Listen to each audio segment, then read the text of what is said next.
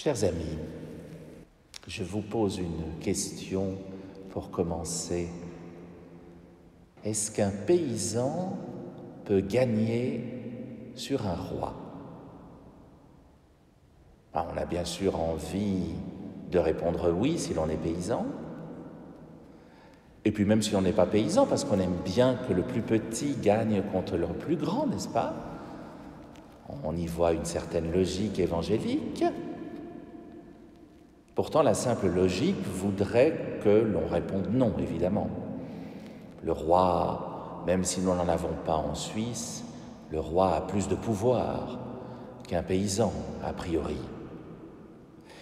Mais puisque nous fêtons un roi, en ce dernier week-end de l'année liturgique, en cette fête du Christ roi, posons-nous la question au sujet de notre roi. Qui est-il vraiment? Est-il plus grand que les rois de la terre? Et d'ailleurs, qu'y a-t-il de plus grand qu'un roi? S'il y en a parmi vous qui jouent aux cartes, eh bien, ils vous diront qu'évidemment, il y a l'as au-dessus du roi. C'est logique, n'est-ce pas? Et si vous jouez au yas et qu'on joue à tout, alors il y a encore bien plus grand que l'as, puisqu'au-dessus se trouvent le nel et le bourg, à savoir le neuf et le valet. C'est d'ailleurs le seul cas que je connaisse où le valet gagne contre le roi. Si je vous dis ça, c'est pas par hasard, chers amis.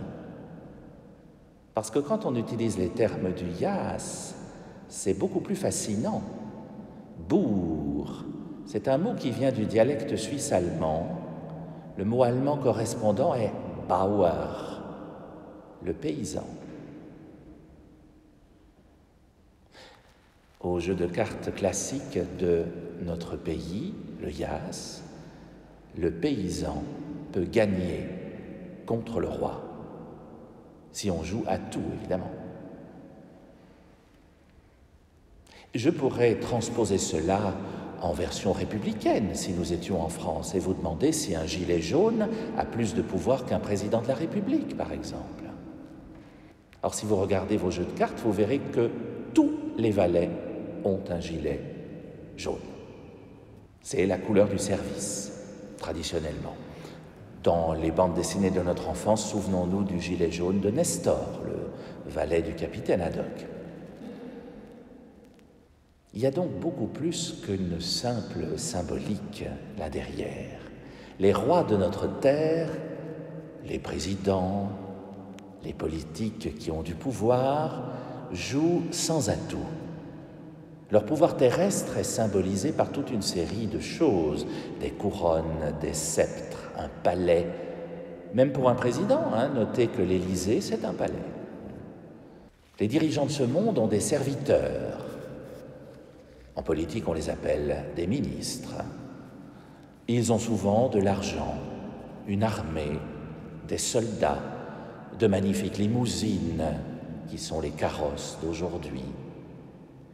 Mais ils jouent sans atout. Il n'y a que l'as qui est au-dessus d'eux. Les as, en termes de pouvoir politique, ce sont les grands ensembles multinationaux qui réunissent plusieurs pays. Les rois de ce monde, tous rois qu'ils sont, obéissent à un certain nombre de groupements qui sont au-dessus d'eux. Les groupements mondiaux sont militaires, ils sont alors des as de pique, l'OTAN par exemple. Ils sont politiques, as de trèfle, l'ONU par exemple. Ils sont financiers, l'as de carreau, qu'est le FMI par exemple. Ils sont sociaux, l'as de cœur, qu'est la Croix-Rouge par exemple. Et les rois et les présidents obéissent à ces as. Même si à la tête de ces grands groupes-là, il n'y a pas toujours des as, je vous le concède. Mais tout cela est très pauvre. Quand on joue sans atout, tout est joué d'avance, si vous avez les bonnes cartes. C'est beaucoup plus intéressant quand on joue à tout. Et l'atout, chers amis, ce qui renverse les valeurs du jeu, c'est la foi. La foi change tout. Elle met du sel dans la vie exactement comme l'atout met du sel dans notre tour de carte. Elle nous donne de croire au bonheur, elle nous aide à donner du sens à ce que nous faisons, à renverser certaines valeurs du monde. Non, ce n'est pas toujours l'as qui gagne. Quand on joue à tout, c'est le paysan, le bourg. Ceux qui ont vraiment la foi, qui en usent pour mettre de la beauté dans le monde, pour mettre les gens en communion les uns avec les autres, pour faire le bien autour d'eux et répandre l'amour, cela joue avec atout. Et ça change tout.